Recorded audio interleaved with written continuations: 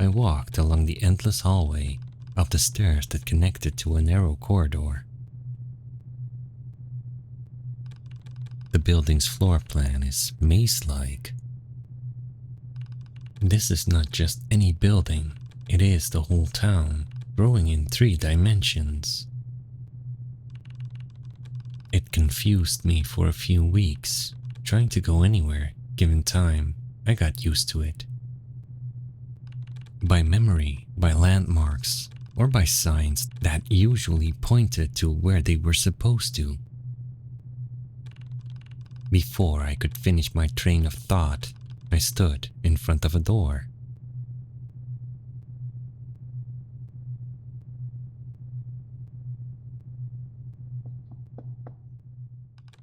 I knocked.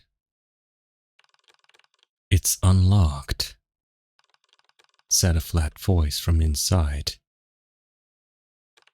The padlock was still on the door. The voice wasn't wrong, it was unlocked from the inside. I fished out the room key and unlocked the door. Carefully, I turned the doorknob, opening it as quietly as I could.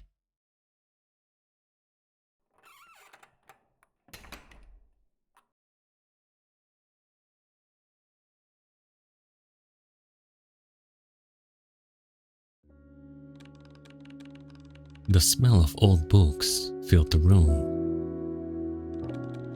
Light shone in from the window, reminding me it was a summer morning. There, I saw him. The transparent outline of a man sat by the window, staring aimlessly at the scenery outside. Around him were a few books lying about. The owner of this room, my employer. A ghost. I formally greeted him. "Good morning," he replied in his flat tone, his gaze fixed on the window. I took the cold steel cup of coffee from his side table and asked if he wanted another cup. He paused in his thoughts. "Yes, please," said the ghost. Before turning his attention back to the scenery, he never touched the coffee. Still, he wanted another fresh cup. As a ghost, maybe he only wanted the smell of coffee. This employer, ghost, spirit, manifestation, or whatever definition fit him, had hired me to keep the place tidy. That was all he remembered. He had no other memories of his past life. "The weather is good," he said as I placed the coffee down. His outline shimmered in the summer light. Odd, but in a way, beautiful. We finished our coffee. I finished my coffee. The ghost's coffee remained untouched.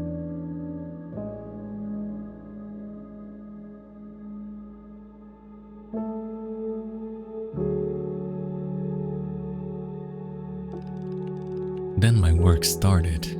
I went to the reading room and returned the books lying around to the bookshelf. The ghost read a lot. How did he even turn the pages? I didn't know. He always read when I wasn't here. Books were always scattered around the place every morning. I guessed he wasn't very good at handling them. It was my usual routine, putting books back in the right order.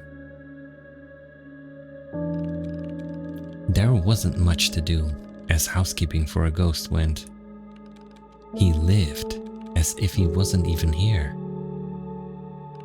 Not that lived was the right word to describe his existence. My thoughts ended as I placed the last book back on its shelf.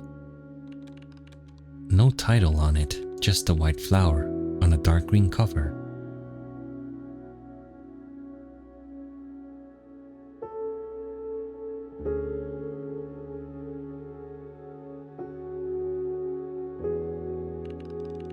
In the afternoon, I sat in another chair beside the window with him, reading a book I had brought with me. I asked him why he was always in the middle of piles of books every morning. Sorry for troubling you with the books. I can move things around. But it will never be as good as what hands and fingers can do. I can't feel what I touch. His voice sounded sad. Maybe ghost stories were like that. Because of how clumsy they were, they made scary noises like poltergeists. They might just be trying to open a jar of peanut butter or a cup of yogurt, only to end up disappointed. When they realized they could no longer taste food. You can go home earlier today, the ghost said. I want to be alone. I asked if he had guests coming. Nobody's coming. There's a book, the one with a winter flower on it. I feel like I need to read it alone. I nodded, took care of a few more things in the pantry. Then I said goodbye and left.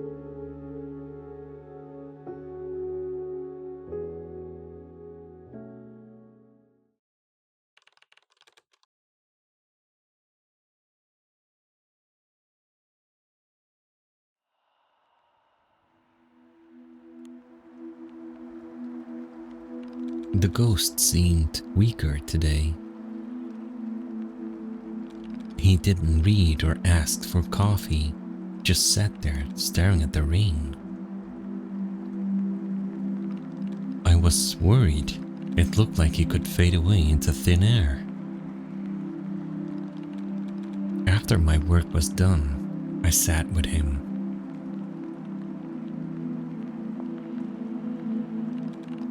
Last night, while I was reading that book, many paragraphs felt like déjà vu to me.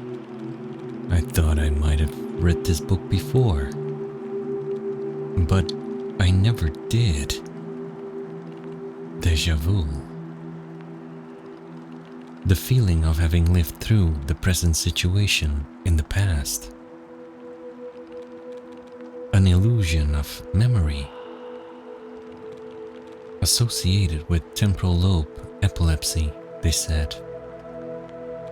Odd that a ghost without those components of the brain could experience such things.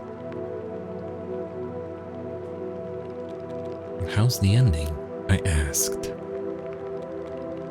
I haven't finished it. I don't think I want to know the ending. If the book is about me, then that is how my life ended.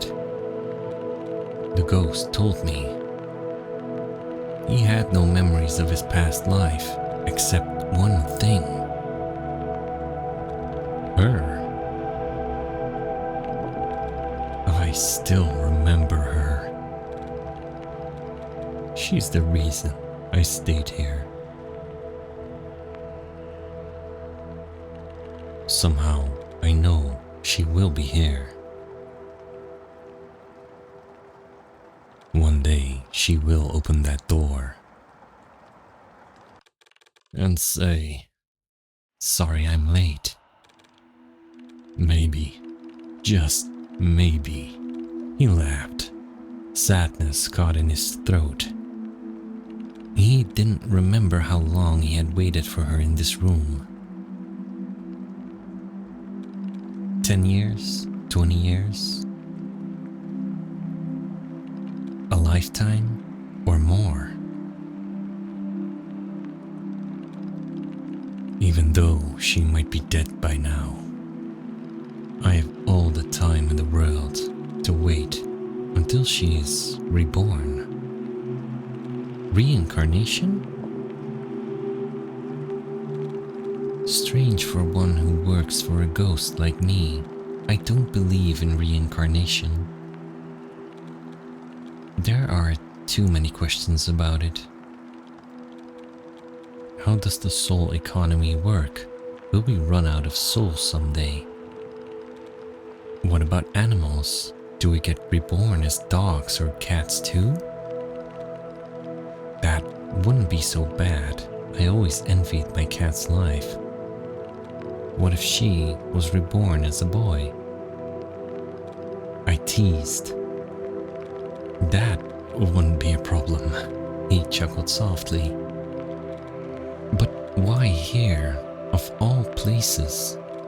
I'm sure she will remember this place, said the ghost. I neither agreed nor disagreed with his hope. Compared to wandering endlessly, searching for someone who might not even exist anymore. Waiting in this room for her to arrive by chance is no less unlikely. Then I asked if I could read that book. He declined. It's better to keep it to himself, he said. With a rain-darkened sky and barely any sunlight from the window, the ghost's more transparent than on other days. I did nothing but bid him goodbye and leave.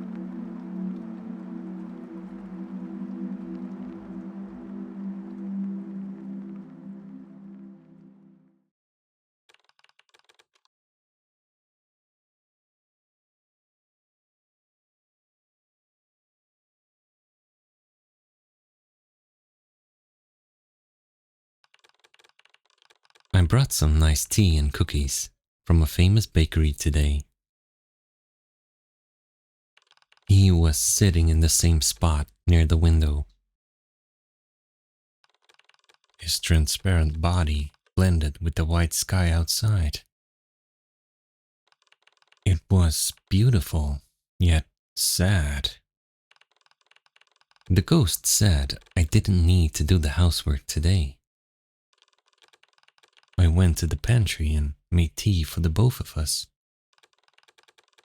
and prepared the cookies. I knew he couldn't eat them, so they were all for me. Suddenly, snow began to fall. Let's go to the rooftop. I tried to pull his ghostly hands without success, but he followed me anyway. I walked up to the rooftop.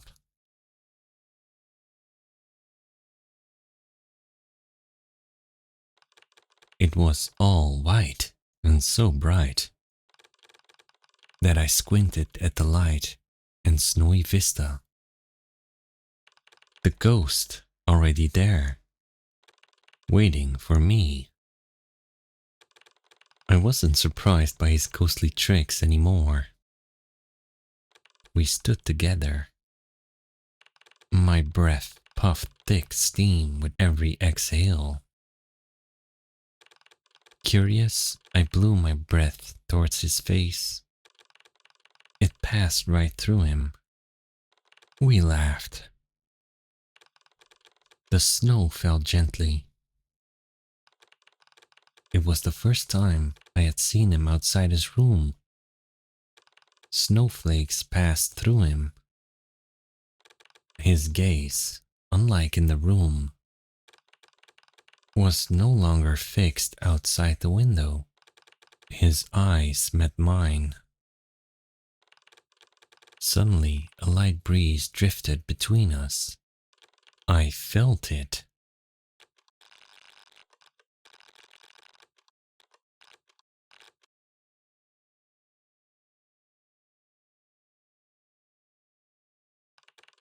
the cold whiteness of snow, and the presence of someone I had known for a long time. Epilepsy of the brain. Deja vu. My face went numb as I tried to make sense of the sudden rush of memories.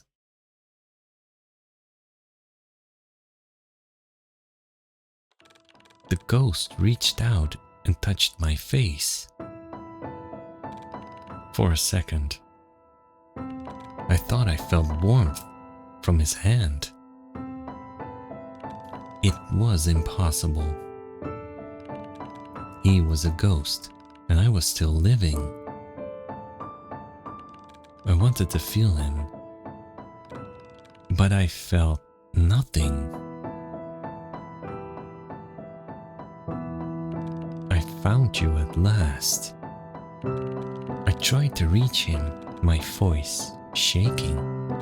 Me too. The ghost replied, I'm sorry. I'm sorry. I kept apologizing. I came back late. Too late. His gaze locked onto mine. From his fingertips, his outline began to fade away. I tried to catch his hands, but they too vanished into thin air. Just like that, he was gone. Now I know. All this time, I was her. I came to this room every day, trying to remember him. Hoped someday to open that door, telling him, sorry, I came back too late. Way too late. Now, that's why I believe in reincarnation.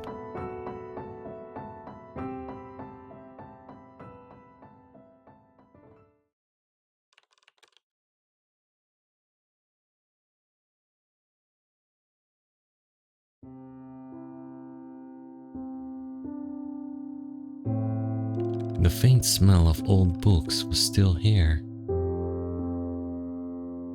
Most of them had been moved.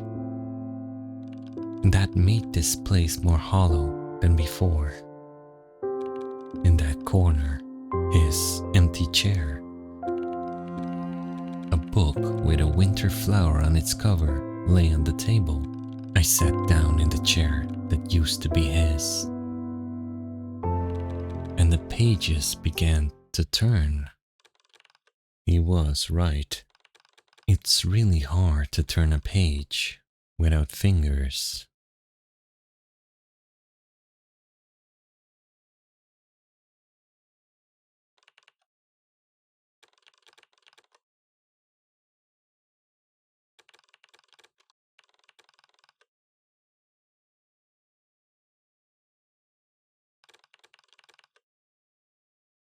After all this time, you're still here, huh? Well, why not like the video? Subscribe if you haven't already. Bye.